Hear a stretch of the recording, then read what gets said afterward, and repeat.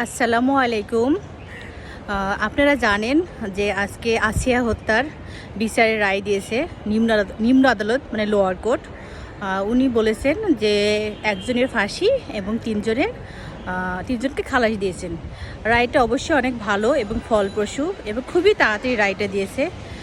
আমাদের বোন উনি ওনার বিচার পেয়েছেন, আলহামদুলিল্লাহ। আমরা সবাই খুশি।